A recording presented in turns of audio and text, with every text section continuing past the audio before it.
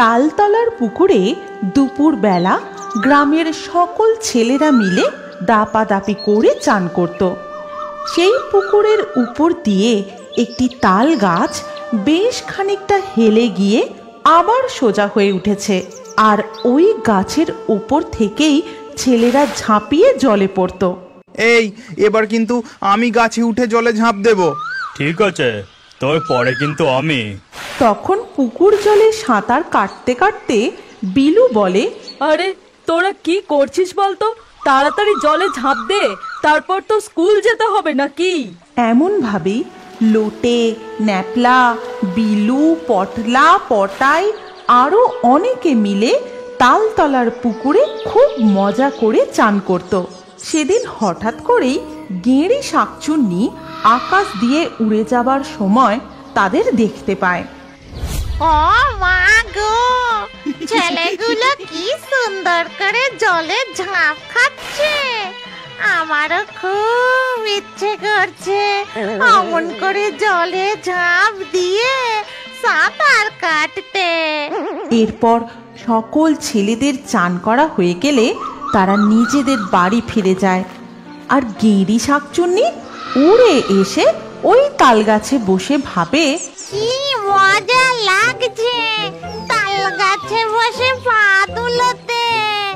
এবার আমিও এখান থেকে জলে ঝাঁপ দেব আর খুব সাঁতার কাটবো। এই কথা বলার পরেই গেঁড়ি শাকচুন্নি ছপাং করে জলে ঝাঁপ দেয়। কিন্তু আমি তো ডুবে যাচ্ছি। ওরে বাবা রে! এরপর গেঁড়ি শাকচুন্নি ধীরে ধীরে জলের তলায় তলিয়ে যায়, আর জলের তলায় হাবুডুবু খেতে খেতে ভাবে, আমার এই ভুতুড়ে রোগা শরীর নিয়ে জল কেটে সাঁতরে ওপরে উঠতেই পারছি না। এবার আমার কি হবে গো? আমি কি আবার মরে যাব? মা গো! সে যতবার ওই পুকুরের জল থেকে ওঠার চেষ্টা করে ততবারই গড়িয়ে তলিয়ে যায়, কিছুতেই আর উঠতে পারে না। আর এইভাবেই সারা রাত কেটে যায়। পরের দিন, আরে চল চল, তাড়াতাড়ি পা চালা, নইলে কালকের মতো আজও স্কুলের দেরি হয়ে যাবে। হ্যাঁ হ্যাঁ, তাল গাছের ওপর থেকে পুকুরের জলে ঝাঁপ মারতে যা মজা লাগে না। আবারও তারা পুকুরে ঝাঁপ দিয়ে সাঁতার কাটতে থাকে। তখন জলের তলায় বসে গেঁড়ি ভূত বলে, ওই ছেলেটা এবার জলে ঝাঁপ দেবে মনে হচ্ছে। একবার ঝাঁপ দিলেই ওর ঠ্যাং ধরে আমি জল থেকে উঠে পড়বো। যেমন ভাবা তেমন কাজ। পটাই জলে ঝাঁপ দিয়ে ডুব সাঁতার দিতে থাকে। তখন এই ধরেছি, ব্যাটার ঠ্যাংটা একেবারে চেপে ধরেছি।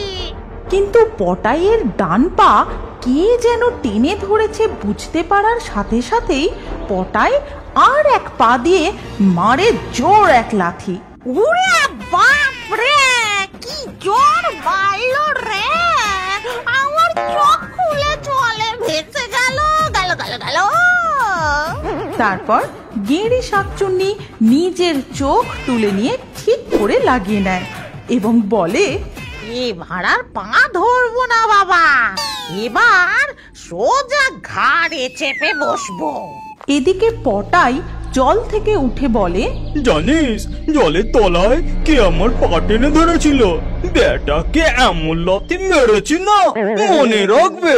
এই তুই মিথ্যা কথা বলিস না তো, আমরা তো রোজ সাঁতার কাটছি, কিছুই তো হয় না। না রে, আমি সত্যি বলছি। তোরা সবাই এখানেই দাঁড়া, আমি এক্ষুনি সাঁতার কেটে আসছি।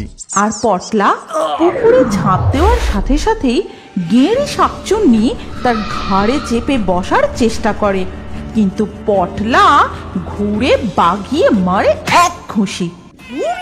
বাপরে, এই রোগা শরীরে এত লাথি ঘুষি খেলে কলকবজাগুলো কি আর ঠিক থাকে?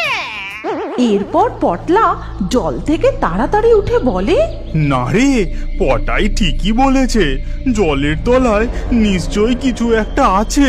কে যেন আমার ঘাড়ে চেপে বসেছিল, বাগিয়ে দিয়েছি এক ঘুষি। এই কথা শুনে সকল ছেলেরা ভয় সেখান থেকে চলে যায়, আর সবাই মিলে যায় গ্রামের দিনু জেলের কাছে। দিনু কাকা, ও দিনু কাকা, বাড়ি আছো নাকি? ওই কি হয়েছে রে? তোরা এখন আমার কাছে এসেছিস, কি ব্যাপার? তেমন কিছু নয় গো, কিন্তু সাঁতার কাটতে গিয়ে আমাদের মনে হচ্ছে ওই তালতলার পুকুরে কিছু একটা আছে। তারপর সকল ছেলেরা মিলে দিনু জেলেকে পুরো ঘটনাটা খুলে বলে, আর সবকিছু শোনার পর, ঠিক আছে, চল তো, আমি আমার জালটা একবার পুকুরের জলে ফেলে দেখি কিছু ধরা পড়ে কিনা। তারপর পুকুর ঘাটের কাছে এসে পাড়ে দাঁড়িয়ে দিনু জেলে তার জাল পুকুরে ফেলে, আর তক্ষুনি গেঁড়ি শাকচুন্নি, ওরে বাবা, বাঁচলাম! এবার এই জালে করেই আমি জল থেকে উঠে যাব। এবং সে তাই করে, কিন্তু জাল ওপরে তোলার পরে তারা কিছুই দেখতে পায় না। কই রে, জালে তো কিছুই ধরা পড়লো না। ওরে, এই তো আমি, ভালো করে দেখ না, এই যে আমি। তুমি আরো একবার জালটা ফেলো না গো, যদি এবার কিছু ওঠে। ওরে ওরে, আমাকে আগে বার কর রে, তারপর না হয় আবার জালটা ফেলিস। এদিকে দিনু জেলে আবারও জাল ফেলার তোড়জোড় করছে। তখন ওই দেখো, আবার আমায় জলে ফেলে দেবে বলে প্রস্তুতি নিচ্ছে। কি জ্বালায় পড়েছি রে বাবা! এখন তো দেখছি আমার ধারালো দাঁত দিয়ে জালটা কেটে পালাতে হবে। ও দিনু কাকা, তাড়াতাড়ি আর একবার জালটা ফেলো না। আমি বুঝতে পারছি কোথাও কিচ্ছু নেই, তোরা শুধু শুধু আমার সময় নষ্ট করছিস। কিন্তু তক্ষুনি গেঁড়ি শাকচুন্নি দাঁতে করে জাল কেটে ফুরুত করে উড়ে যায়। এ কি, আমার জালটা তো এক্ষুনি ভালো ছিল, কিন্তু ছিঁড়লো কি করে? তবে কি জালের মধ্যে সত্যি সত্যি কিছু ধরা পড়েছিল যে জাল কেটে পালিয়ে গেল? এই চল আমরা পালাই, নিশ্চয়ই তালপুকুরে ভূতে বাসা করেছে। হ্যাঁ, ঠিকই বলেছিস, আমারও সেটাই মনে হচ্ছে। চল চল পালা।